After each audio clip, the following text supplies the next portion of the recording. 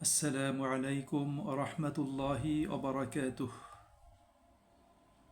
সুপ্রিয় মুমিন মুসলিম ভাই ও বোনেরা, আমরা মানুষ আমাদের জীবনে দুঃখ, কষ্ট, ব্যথা, বেদনা এটা যেন আমাদের জীবনেরই একটা অংশ। দুঃখ নেই, ব্যথা বেদনা নেই, বিপদ আপদ নেই এমন মানুষের সংখ্যা পৃথিবীতে বিরল। আল্লাহ সুবহানাহু ওয়া তাআলা মানুষকে যেমন সুখ, শান্তি, সমৃদ্ধি দিয়ে আল্লাহ তাআলা পরীক্ষা করেন, একইভাবে আল্লাহ তাআলা মানুষকে কষ্ট, বিপদ, মুসিবত দিয়ে তিনি পরীক্ষা করে থাকেন। এই প্রসঙ্গে আল্লাহ রাব্বুল আলামিন কোরআনুল কারীমে বলেছেন, ওয়ালানাবলুওয়ান্নাকুম বিশাইইম মিনাল খাউফি ওয়াল জুই ওয়া নাকসিম মিনাল আমওয়ালি ওয়াল আনফুসি ওয়াস সামারাত ওয়াবাশশিরিস সাবিরিন। আমি অবশ্যই তোমাদেরকে ক্ষুধা দিয়ে, ভয় দিয়ে, তোমাদের জীবন নাশ করে, তোমাদের ফল ফসলাদি বিনষ্ট করে দিয়ে তোমাদেরকে পরীক্ষা করব। এই পরীক্ষায় অবতীর্ণ হয়ে যারা ধৈর্য ধারণ করবে তাদের জন্য সুসংবাদ প্রদান করো। সুপ্রিয় ভাই এবং বোনেরা, বিপদ, মুসিবত, কষ্টের সময়, কঠিন পরীক্ষার সময়ে আমরা অনেকেই বিচলিত হয়ে পড়ি। আমরা চিৎকার চেঁচামেচি করি এবং আমরা অনেক সময় হতাশ হয়ে যাই এবং আমরা সাহস হারিয়ে ফেলি। এর কারণটা কি? এর মূল কারণ হলো এই দুনিয়ার জীবনে আমাদের সম্পর্ক আমাদের পরিবার পরিজনের সাথে, স্ত্রী সন্তানদের সাথে, আমাদের সহায় সম্পদের সাথে এবং দুনিয়াবি বিভিন্ন সম্পর্কের সাথে সবচেয়ে বেশি। বিপদে পড়লে, মুসিবতে পড়লে, কষ্টে নিপতিত হলে আমরা তখন এ সমস্ত সম্পর্ক ছিন্ন হয়ে যাওয়ার বা এ সমস্ত সম্পর্ক থেকে বিচ্ছিন্ন হয়ে যাওয়ার আশঙ্কা করি, যে আমি বিপদে পড়েছি, আমার সম্পদ আমার হাতছাড়া হয়ে যাবে। আমি মুসিবতে পড়েছি, আমার পরিবারের সাথে আমার বিচ্ছিন্নতা ঘটবে। সমাজ জীবনে যাদের সাথে আমার সম্পর্ক রয়েছে তাদের সাথে সম্পর্কের ভাটা পড়বে। এই ভয়ে ভীত হয়ে, সন্ত্রস্ত হয়ে আমরা প্রত্যেকেই বিচলিত হই এবং অনেক সময় আমরা হতাশ হয়ে চিৎকার চেঁচামেচি করি।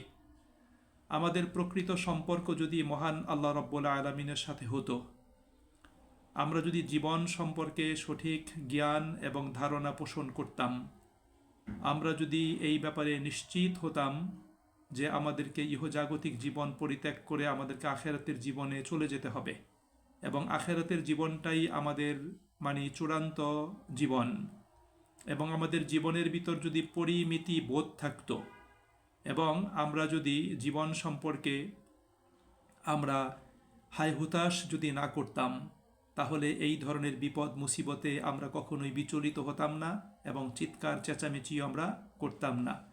তাই আমাদের প্রত্যেকের উচিত আল্লাহ পাকের সাথে সম্পর্ক বৃদ্ধি করা।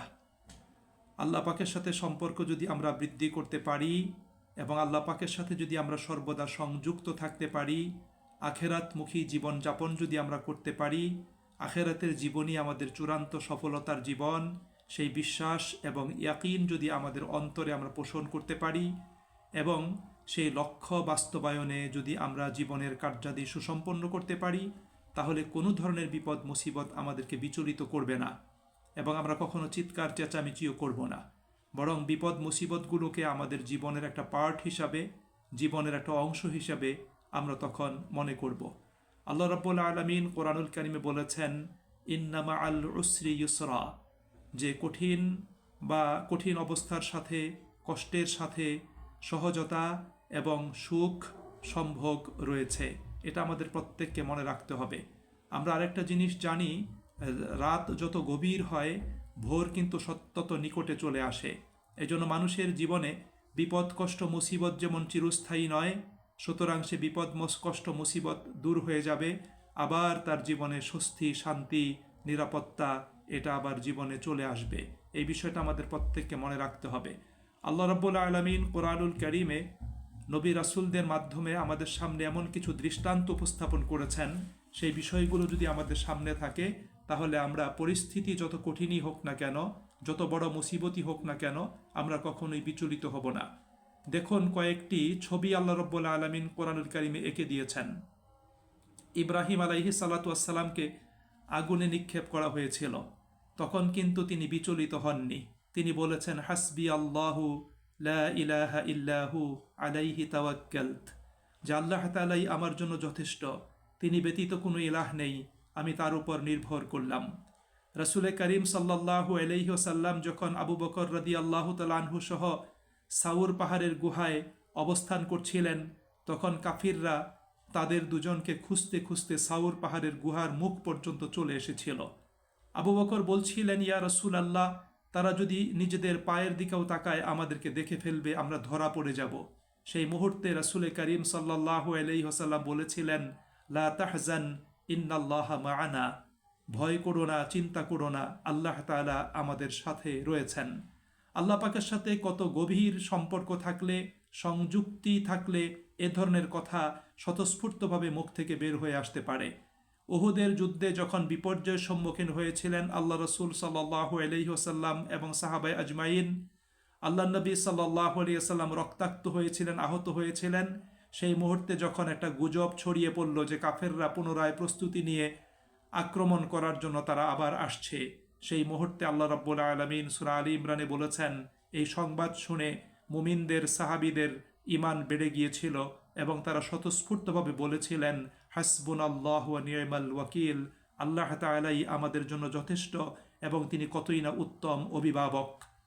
ইউসুফ আলাইহিস সালাতু ওয়াস সালামকে যখন আজিজের স্ত্রী রুমের ভিতরে আটকে ফেলেছিল এবং নিজের কামনা চরিতার্থ করার জন্য তাকে ডেকেছিল, সেই মুহূর্তে ইউসুফ আলাইহিস সালাতু ওয়াস সালাম তিনি আল্লাহ পাকের সাথে তার সংযুক্তি এবং সম্পর্কের কারণে তিনি দ্বিধাহীন চিত্তে এই কথাটা তিনি বলতে পেরেছিলেন যে মাআযাল্লাহ, আমি আল্লাহ পাকের কাছে আশ্রয় চাই, ইন্নাহু রব্বি, নিশ্চয়ই তিনি আমার রব, আহসানা মাসওয়াই, তিনি অবশ্যই আমার জন্য উত্তম আশ্রয় দান করবেন, আমি তার কাছে আশ্রয় প্রার্থনা করছি।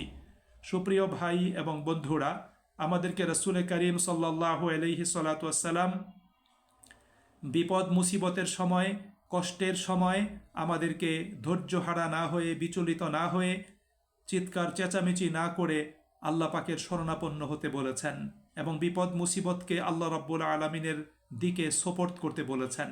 নবী করিম সাল্লাল্লাহু আলাইহি ওয়াসাল্লাম বলেছেন, বিপদ মুসিবতে পতিত হয়ে কোনো ব্যক্তি যদি বলে, ইন্না লিল্লাহি ওয়া ইন্না ইলাইহি রাজিউন, আল্লাহুম্মা আজুরনি ফি মুসিবাতি ওয়াখলুফ লি খায়রাম মিনহা, যে হে আল্লাহ, নিশ্চয়ই আমরা তোমার জন্য, তোমার নিকট থেকে এবং তোমারই কাছে আমাদের প্রত্যেকের প্রত্যাবর্তন। হে আল্লাহ, এই মুসিবতে তুমি আমাকে আশ্রয় দান করো এবং যে মুসিবত আমাকে প্রদান করেছ তার বিনিময়ে তুমি আমাকে উত্তম বিনিময়ে তুমি আমাকে প্রদান করো। এভাবে যদি কেউ বলতে পারে, আল্লাহ রাব্বুল আলামিন তার বিপদ মুসিবত দূর করে দিয়ে তাকে আল্লাহ রাব্বুল আলামিন উত্তম বিনিময় এবং উত্তম প্রতিদান আল্লাহ তাআলা তাকে প্রদান করবেন। এজন্য সুপ্রিয় ভাই এবং বন্ধুরা, আমরা মানবিক দুর্বলতার কারণে এবং ইমানি দুর্বলতার কারণে আমরা বিপদ মুসিবতে বিচলিত হয়ে যাই, আমরা চিৎকার চেঁচামেচি করি, হায় হুতাশ করি। কিন্তু আমাদের প্রত্যেককে মনে রাখতে হবে যে বিপদ দূর করার মালিক একমাত্র আল্লাহ সুবহানাহু ওয়া তাআলা। এজন্য বিপদ ছোট হোক বড় হোক, যে কোনো বিপদ মুসিবতে আল্লাহ পাকের শরণাপন্ন হতে হবে এবং সর্বদা আল্লাহ পাকের সাথে সম্পর্ক বৃদ্ধি করে আল্লাহ পাকের সাথে সংযুক্ত থাকতে হবে, আখেরাতমুখী জীবনযাপন করতে হবে।